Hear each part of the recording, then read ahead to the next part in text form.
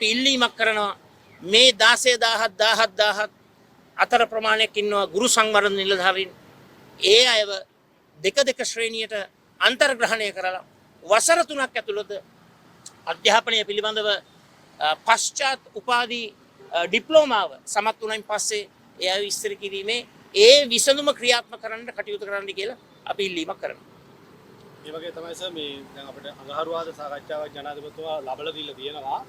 එතකොට ඒ සාකච්ඡාව අසාර්ථක වුණොත් සර්ගේ රජයක් යටතේ අපිට අනිවාර්යයෙන්ම සාධාරණ ඉටු කරන්න සර් සූදානම්. අනිවාර්යයෙන් මේක ඉෂ්ට කරනවා. ඒක අපි ලේන් අත්සන් කළා කියනවා. ඒ වගේ තමයි සර් දැන් ඊයේ අපි දැක්ක ප්‍රධාන මාධ්‍යයක් තුන්හුලස් මාධ්‍ය අපිට මේ ප්‍රවෘත්තිය ඒ කියන්නේ මේ මාරාන්තික උපවාසය දේශපාලනීකරණය කළා තිබා. එතකොට සජබය විසින් මෙහෙවන එකක් කියලා තමයි කියලා තිබුණේ. හැබැයි එයාලා මෙන්න වාර්තා කරලා තියෙන විදිය 2024 9 3 වෙනිදා ඔය තුන්හුලස් මාධ්‍ය තමයි මේක වාර්තා කරලා තියෙන්නේ. මොකද්ද තියෙන අමාත්‍ය මණ්ඩල තීරණය දැනට පුහුණුව ලබන සංවර්ධනධාරීන් 16000ක් දිවයින පුරා සියලු පාසල්වල ගුරු අභ්‍යාසලාභීන් ලෙස පත් කර ඔවුන් ගුරු සේවයට ඒකාබද්ධ කිරීමට අමාත්‍ය මණ්ඩල අනුමැතිය. කවුද මේක වාර්තා කරන්නේ? එයාලා තමයි. අද දේශපාලනය කරන්න එපා මේ ප්‍රශ්නෙත් එක්ක එක තැන් වලට ගහලා අපි කියනවා තුන්හුලස් මාධ්‍යන දේශපාලනයත් උනන් ඒක ඔයාලගේ න්‍යාය පත්‍රයට කරන්න.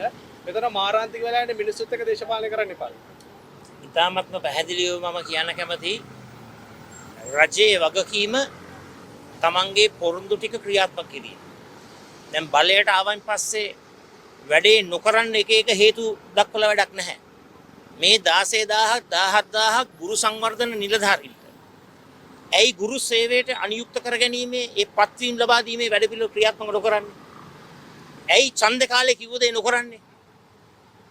ඇයි මේ බොරුව මේ පච දේශපාලනයේ ක්‍රියාත්මක කරන්නේ? දිගින් දිගටම මේ අයව ඇන්දෙව්වා. මේ අයව රැවට්ටුවා.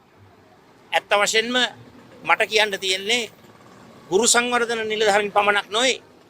රටේ ලක්ෂ 220ක් ජනතාවම රවට්ටපු ආණ්ඩුවක් තමයි අද මේ රට පාලනය කරන්නේ.